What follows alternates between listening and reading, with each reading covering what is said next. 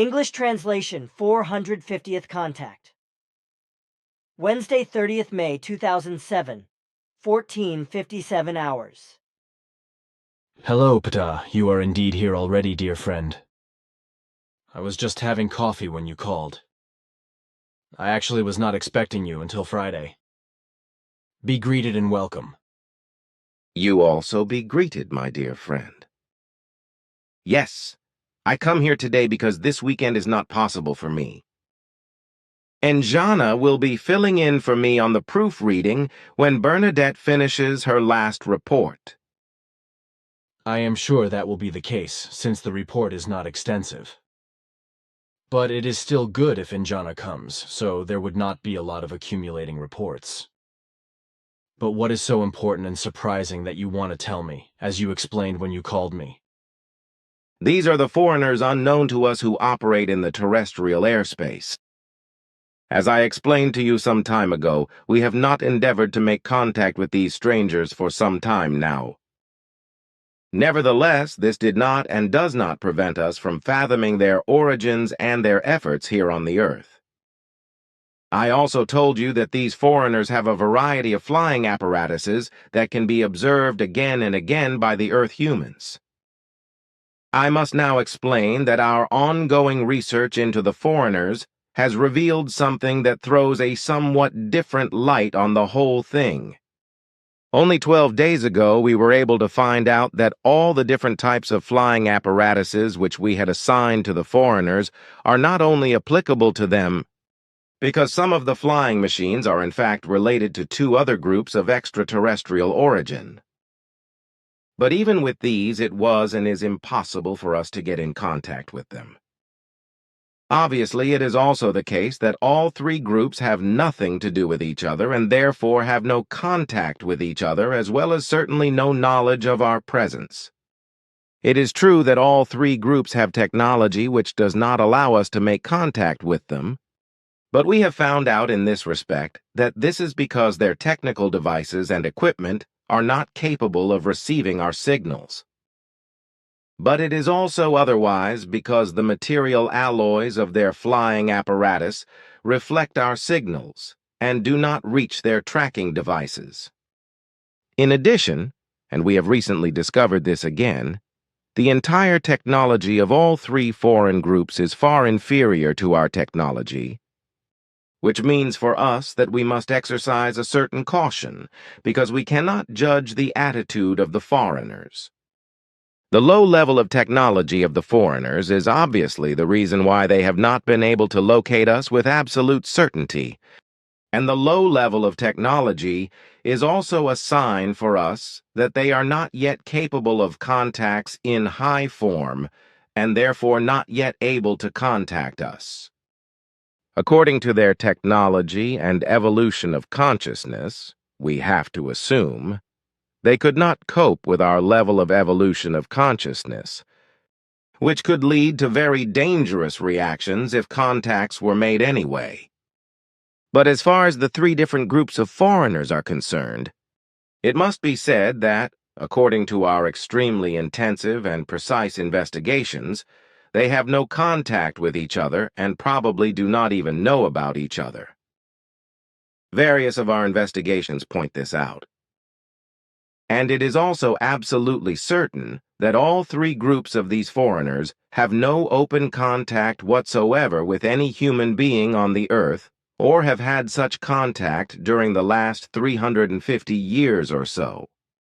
In this respect, we have carried out detailed investigations in the form of extremely extensive and precise research into the past, which has yielded no results whatsoever of any contacts between these three groups of foreigners for us and any Earth humans.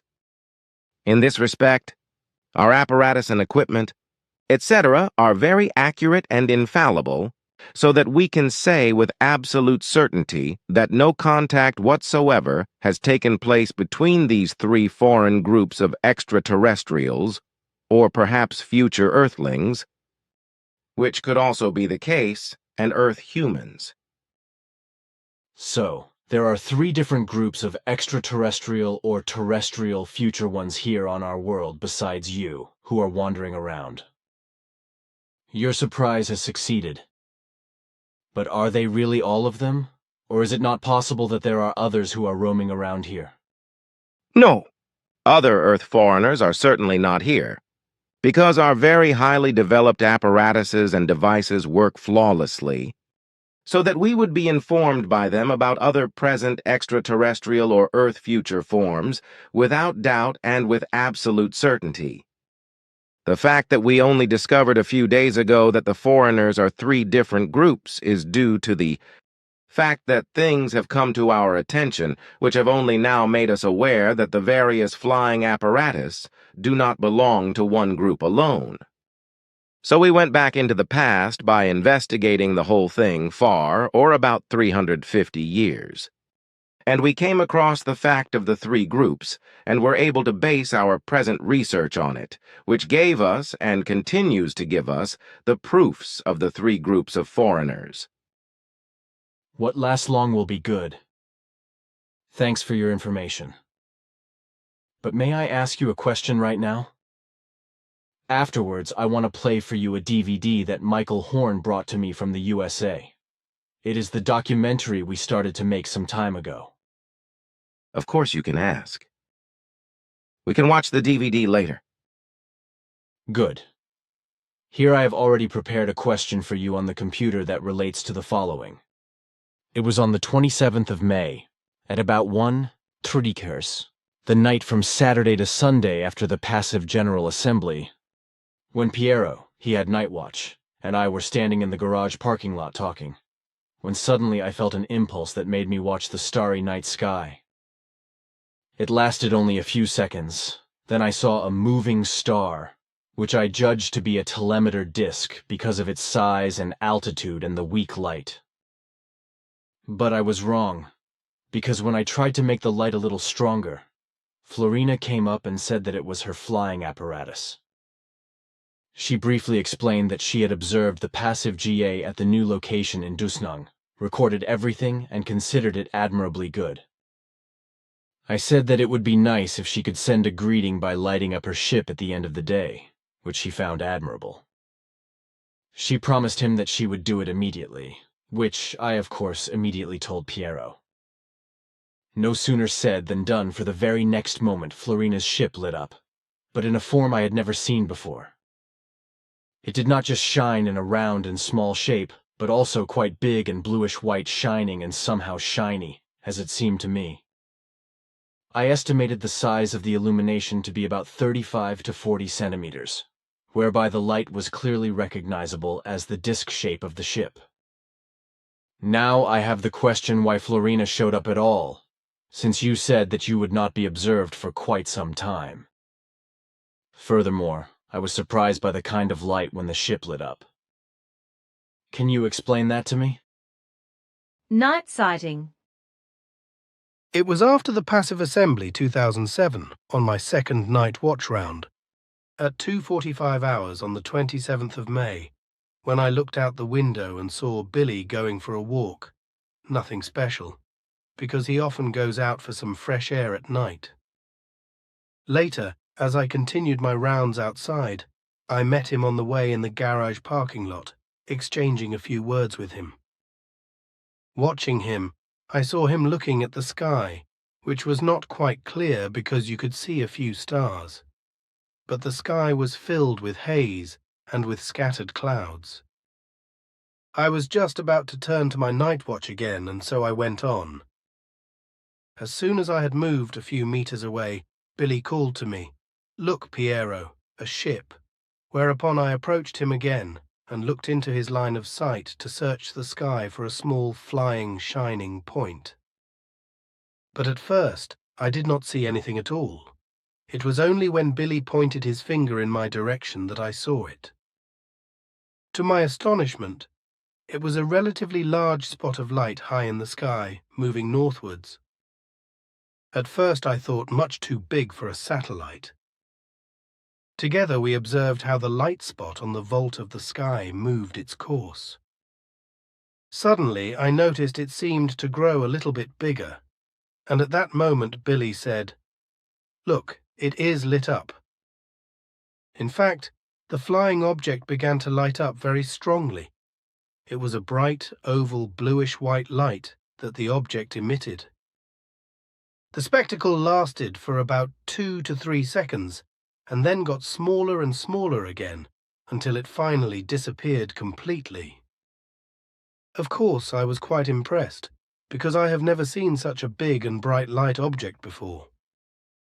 In fact, it took me a few seconds to get my thoughts in order, after which I asked Billy if he had telepathic contact with the really very unusually bright flying object. He confirmed it to me and said it was Florina of the Pleiaren. Later he explained that Florina observed the passive meeting at the new location in Dusnang's TG on that day and recorded the whole thing as she told him. And when we saw her flying past in the night sky, Billy asked her telepathically for a little sign for me in the dark firmament, and indeed, she gave a uniquely beautiful performance, which was very impressive, not least because Florina had a new ship with which she could create different light effects than with the older models.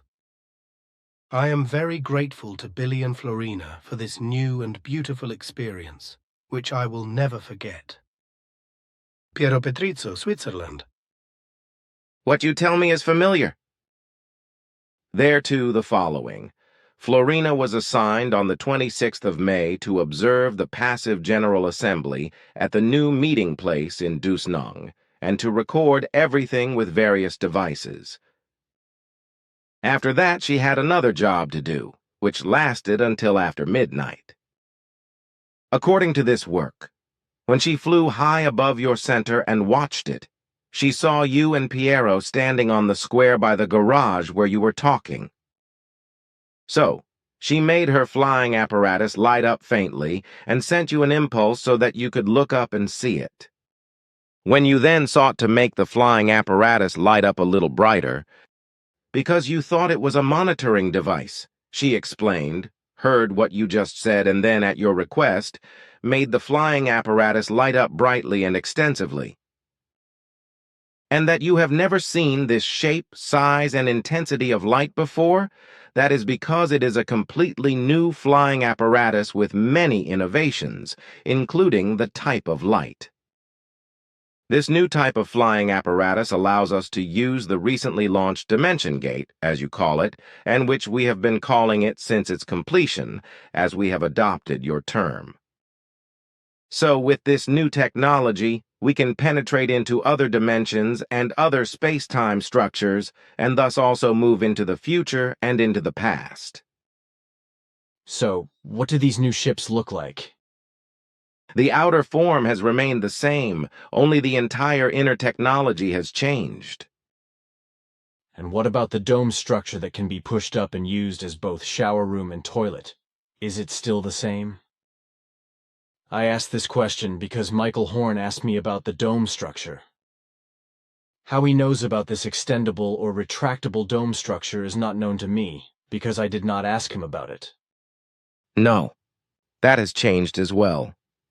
Because the new aircraft have another upper level which can be used for various purposes, such as a small preparation room for food, and as a dining room and working room for research purposes. So 2 levels or 2 extendable or retractable floors. But that's certainly only true for ships of 7 and 14 meters in diameter, is it not?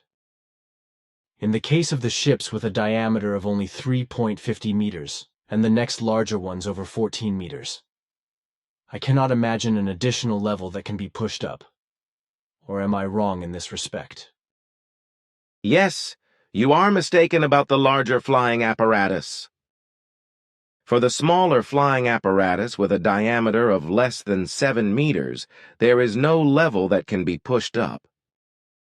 There are 2 levels that can be pushed up only in the 7 and 14 meter diameter flying apparatus.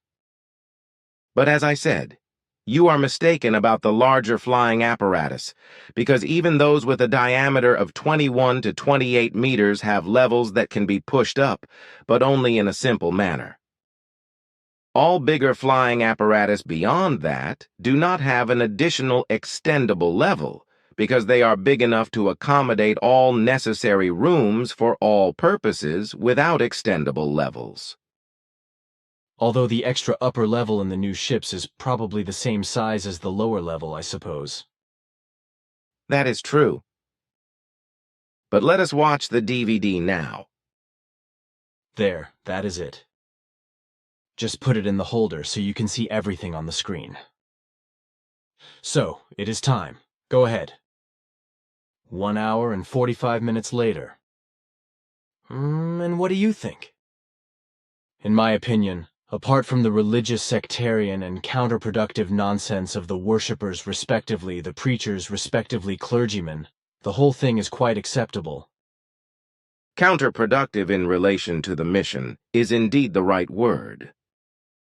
The whole thing cannot be accepted in this kind and form.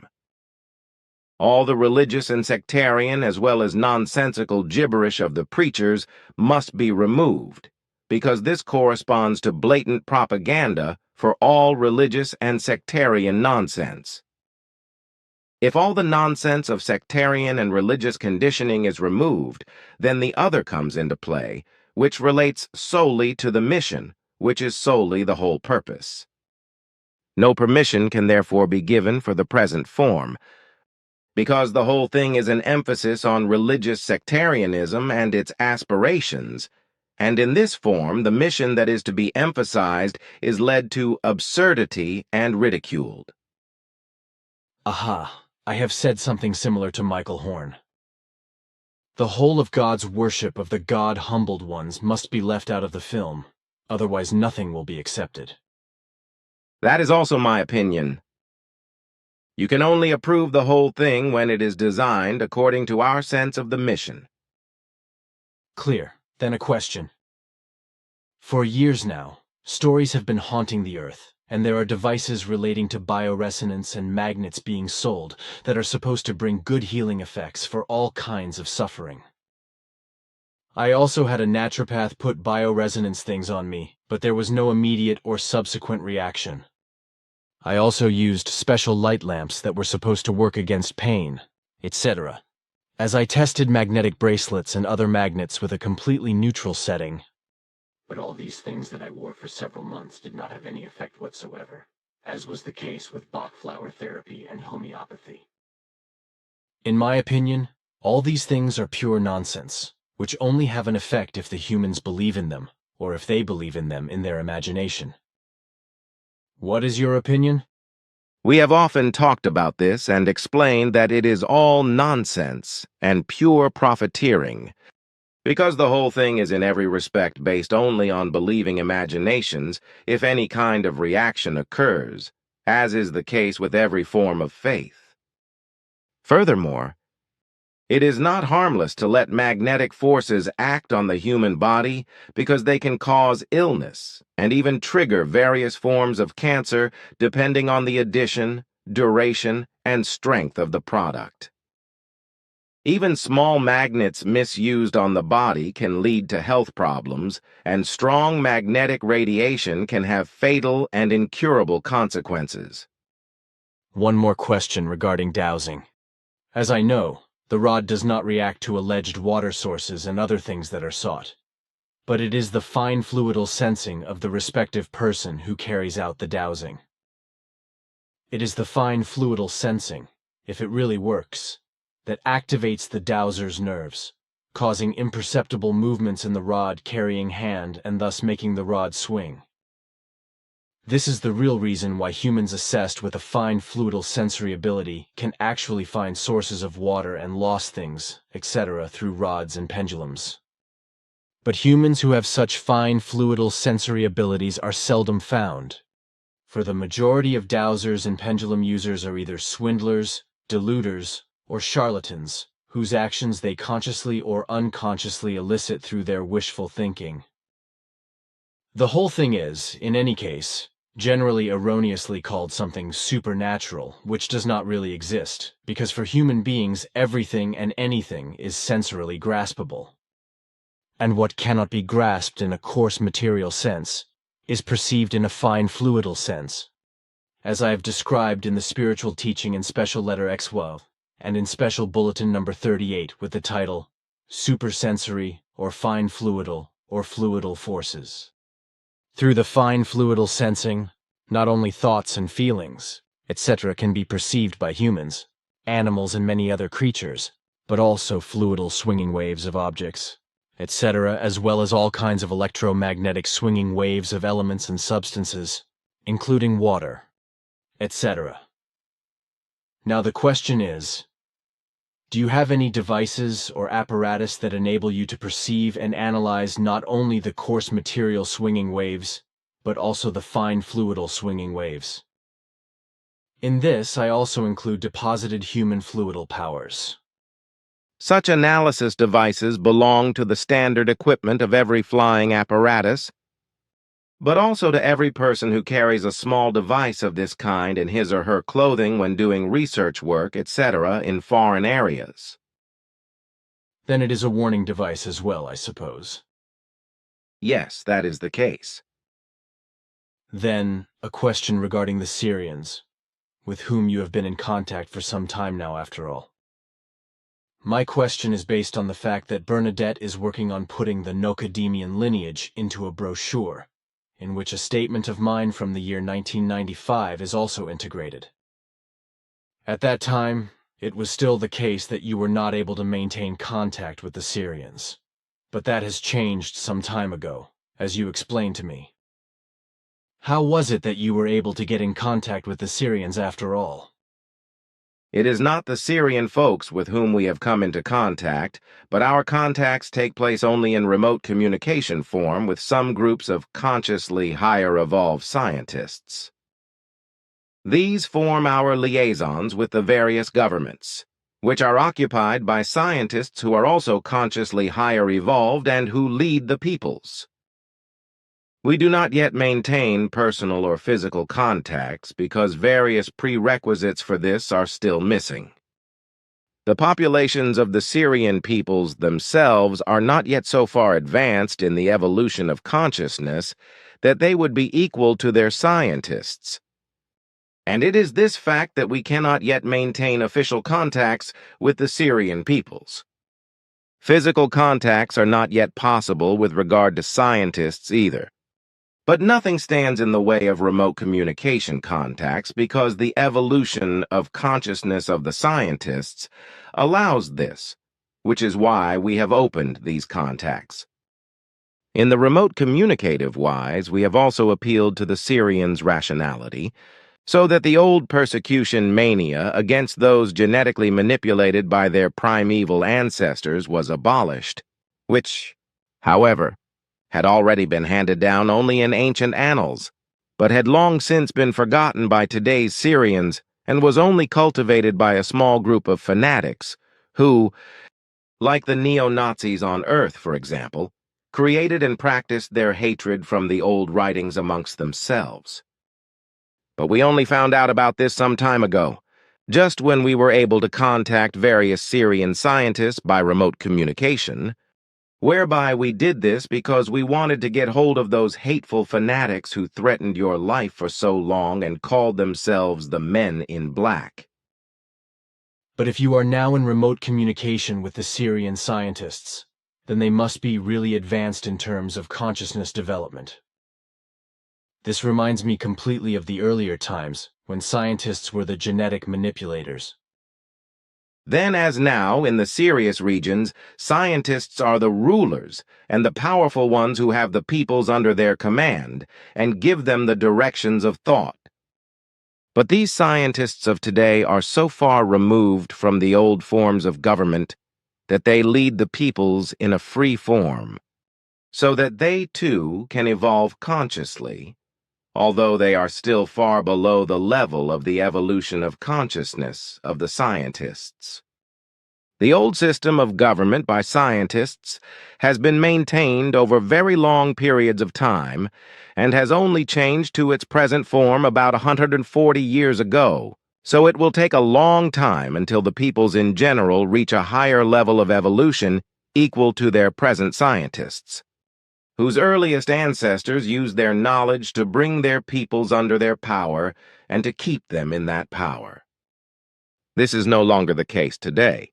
And as a result of the high evolutionary development of the Syrian scientists, we have been able to establish remote communications with them, which will enable us to establish physical contact with them in the near future, but which will be limited to the scientists and not extend to the peoples.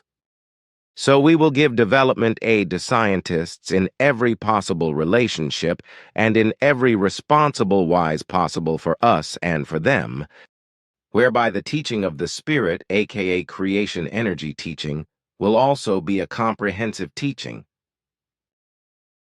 A lot has happened and a lot will happen. Then, according to your statements, it is necessary that I add some brief explanations in my 1995 statement, to make it clear that in the meantime a lot has changed with regard to the Syrians and contacts between you and them. Yes, that will be necessary, although you should perhaps also give a hint about today's conversation regarding these matters. I will do. Thanks for your comments. What I am still interested in, Asket's father, Ishwish Kasil, was an uncle of yours, a brother of your father Sfath. But how is it that Asket is still relatively young, since her father was a brother of your father, while you yourself, as the son of Sfath, are already an older man?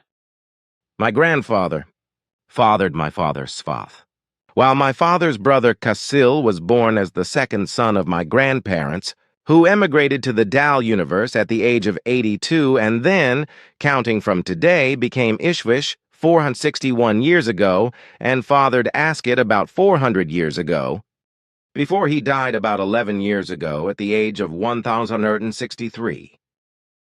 Then he became a little older than Sfath, when I think of the 1,152 years that his life lasted. That is true.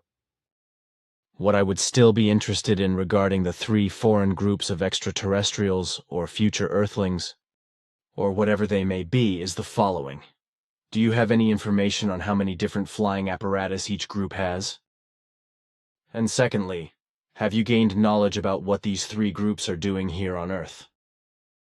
And thirdly, it would be interesting to know why you have only now come to the conclusion that 3 different groupings exist. Fourthly, why did you not establish this fact when you went about 200 years into the past and researched everything concerning the first group of foreigners? The fact that these are 3 different groups was only discovered a few days ago, because we received new devices and apparatus through the sonar, through which we were able to scan and examine their airplanes unnoticed by the foreigners. These new devices also serve to scan the airspace much more precisely for all kinds of objects than was possible with our previous devices. How... Excuse me if I am interrupting you. By probing and examining, I assume you mean scanning, as we call it here, right? That is what it means, yes. Well, we were able to scan the aircraft with the new devices and equipment, and we also noticed that the foreign aircraft have 3 different basic technologies, which differ from each other such that they could clearly only be assigned to 3 different technological development stages.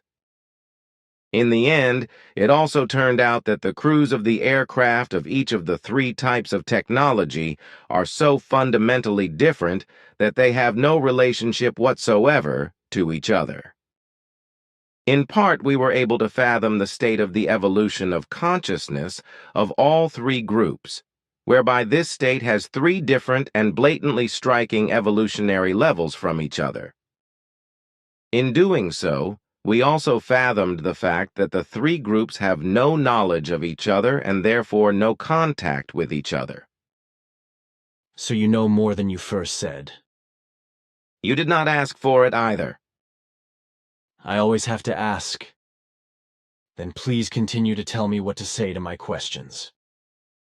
I am also interested to know if you did not come into conflict with your directives when you scanned the crew's consciousness levels. Of course, there were no conflicts in this respect, because we are allowed to explore the consciousness levels of humans, because this has nothing to do with penetrating those areas of personality that we are not allowed to explore. But to your questions, As far as the number of flying apparatus registered by us, of the three groupings foreign to us is concerned, the total number registered by us amounts to 216, although we do not yet have any data as to how many flying apparatus belong to which grouping in each case. However, we do know the number of different flying apparatus, whereby this amounts to 74 of them, and this in total in relation to all three groupings. And again, a question on this. These ships or flying apparatus by your designation, are they in the airspace all the time? No, that is not the case because they disappear again and again, although we cannot determine where to. Then they just suddenly return without us being able to find any coordinates. And as far as the question of what these three alien groups are doing here on Earth is concerned, I can only say that we do not know. We have made one observation, however, and that is that at least one group is doing atmospheric and geological research. But as far as your question is concerned, why we did not recognize during our first investigations up to the time of about 200 years ago that the For Us foreigners are three different groups and completely different human life forms. That is because we were not yet in possession of the scanning devices and scanning apparatus by which we could have clarified everything more exactly. Only on our request did the Sonair agree to make their high technology available to us, which enabled us to clarify everything. Although we have been in possession of scanning equipment for a very long time now, it was not possible to scan the aircraft and their crews with this equipment due to certain radiation from the foreign aircraft, because our scanning pulses were always reflected. Today we know that the reason for this is the material alloy of the foreign aircraft. And strangely enough, all three groups of aircraft, although they are clearly not connected to each other and obviously have no knowledge of each other.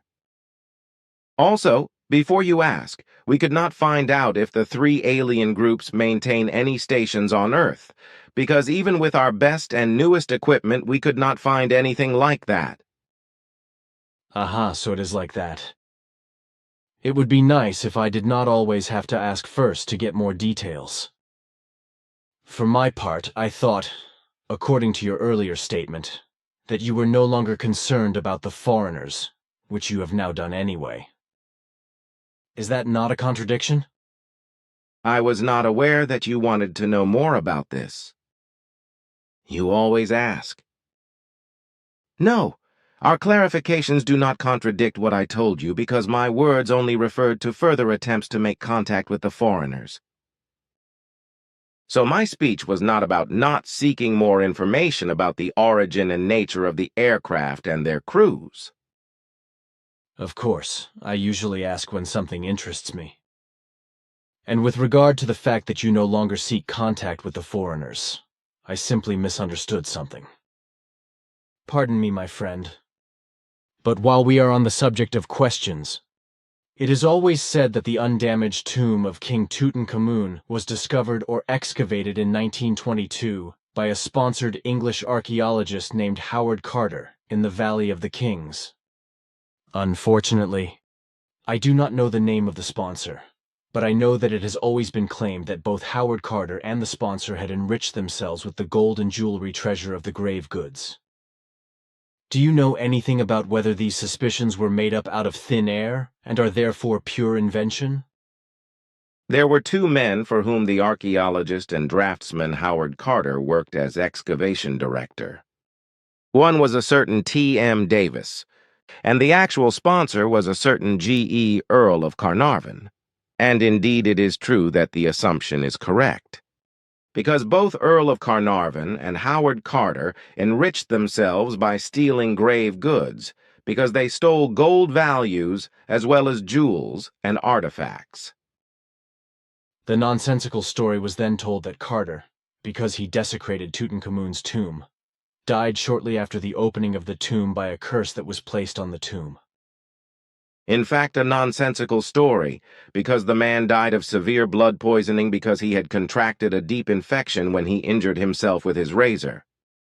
One more question regarding the letter to all governments and other world leaders. There are whole groups of prominent scientists, including Nobel Prize winners, who stubbornly claim that the whole thing with climate change is nothing more and nothing less than scare tactics and a lying story, where not a single word of truth is true. The truth is that climate change is a purely natural process that repeats itself practically periodically, as can be proved, for example, by analyses of layers of earth and ice that are brought to light from great depths. All this contradicts the statements of those scientists who speak in exactly contrary terms and present other research results, just as it contradicts your statements and explanations. I know that. The negators of the real truth practice an irresponsible know-it-all attitude based on sheer stupidity, ignorance of the truth, and irresponsibility. This is also the case when the know-it-alls call themselves scientists and boast of titles like doctor and professor. Of course, it is the undeniable truth that periodically drastic climate changes occur on the Earth and cause tremendous upheavals, which is in accordance with nature, as well as with the sun's orbit and the activity of the planet and the sun's activity and cosmic influences. And the effects of these periodic climate changes are deposited as detectable traces in the Earth as well as in the ice of the glaciers and the Arctic and Antarctic. But what has been happening for some time now, as well as for the present and future, in relation to the climate and all the changes that result from it in all of nature, such as the tremendous storms, earthquakes, and volcanic activity, resulting in much disaster and death for humankind, all of the animals and the mammal world, as well as the most severe devastation and destruction, has nothing to do with the natural, periodic climate changes, etc. The truth is that the climate change, which was already initiated decades ago, currently exists and will degenerate much further, is solely caused and driven forward by the fault of earthly humankind. The true fault for the already existing climate catastrophe is therefore borne solely by terrestrial humankind, which through its irrationality has created a blatant overpopulation that can no longer be coped with by terrestrial nature and the planet.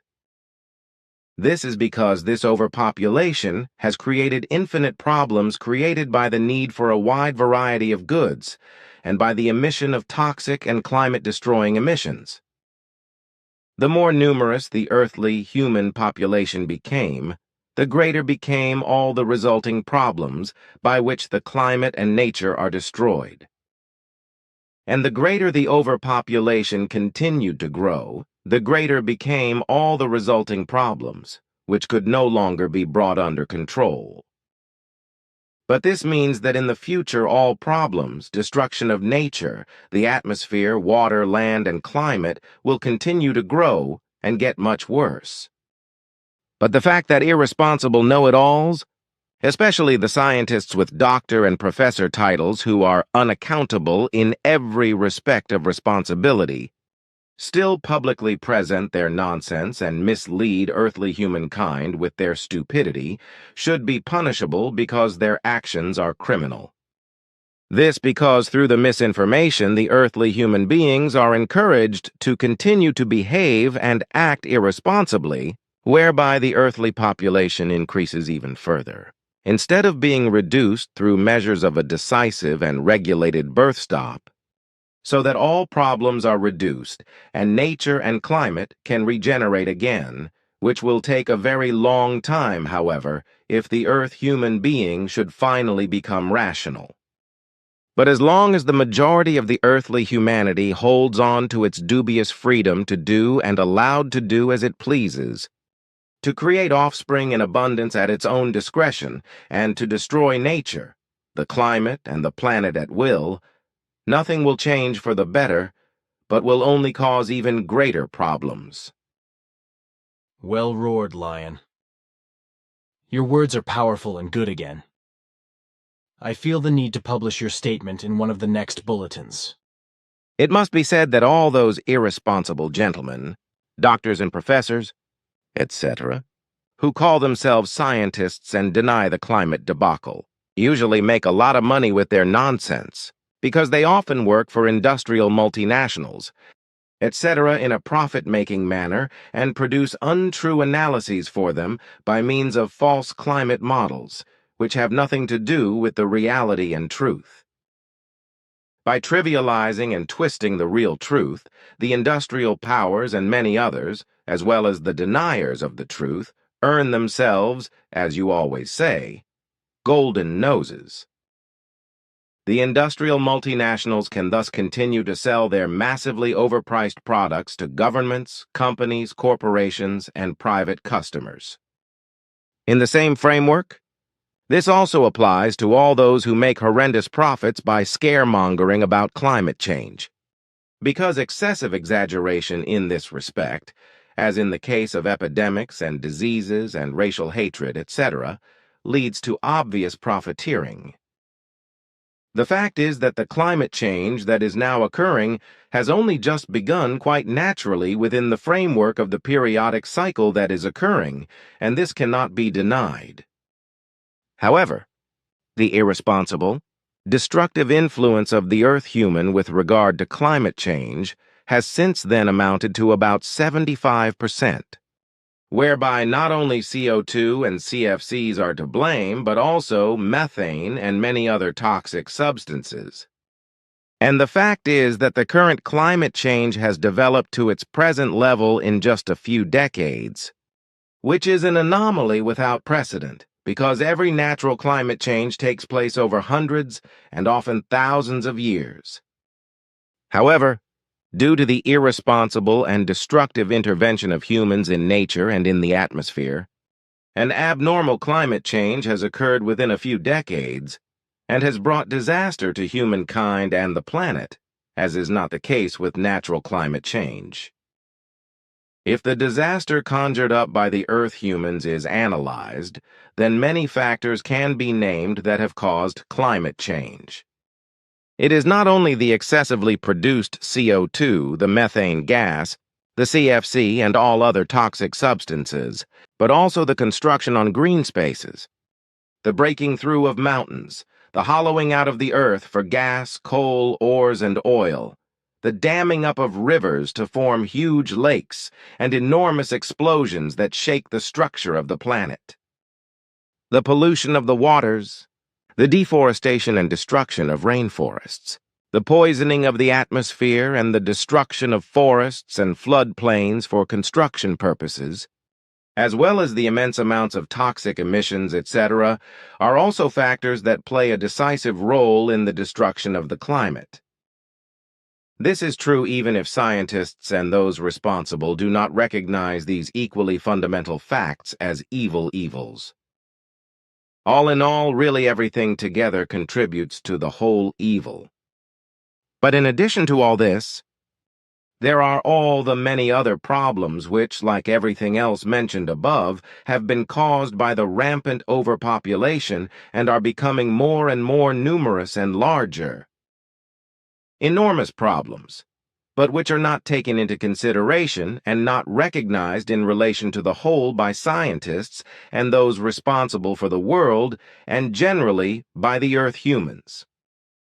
These include, among many other things, energy problems, rising criminality, serious felonies, religious hatred, the plagues, epidemics, pandemics and diseases, xenophobia, and neighbor and racial hatred.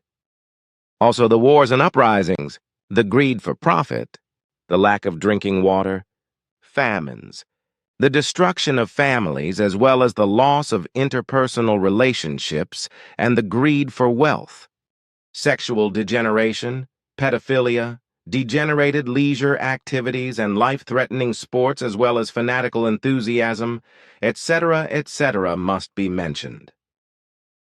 How right you are, but all the know-it-alls, self-important, ignorant, irresponsible, and irrational will not listen.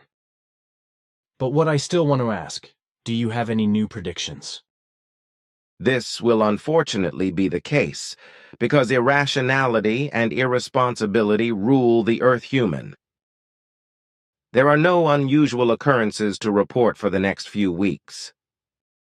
It is true that in the next few weeks there will be violent storms all over the world, causing severe flooding and destruction, with Switzerland, the USA, Australia, China, and all of Europe, etc., also being severely affected, and also deaths, as will be the case with great drought and heat in India, Pakistan, and Bangladesh, etc.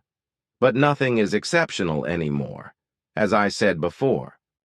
What is perhaps exceptional is that in the Gaza Strip, the two groups Hamas and Fatah are now openly fighting each other in a state of civil war, which will ultimately lead to the dissolution of the unity government and cause many deaths. Otherwise, there is nothing to be said for exceptional circumstances. There is no need for all the time around the world to be exceptionally busy. In fact, it is quite enough with all the natural disasters, and with the human Ausertungen 9 to get very badly out of control of the good human nature, and evils that have long since become commonplace and habitual. I can only agree with you there. But the earth human of the great masses is stubborn and cannot be taught any better.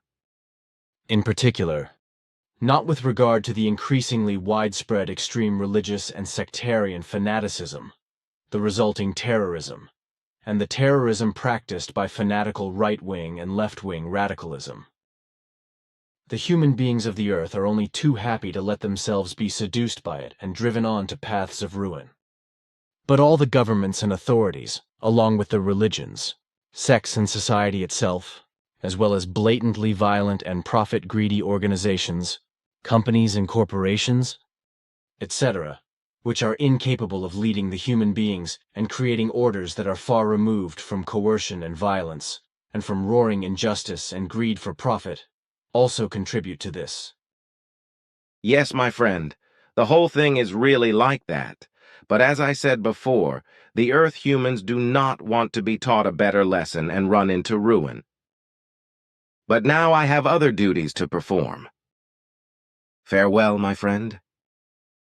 My next visit will be on the 13th of June. Sachlomi.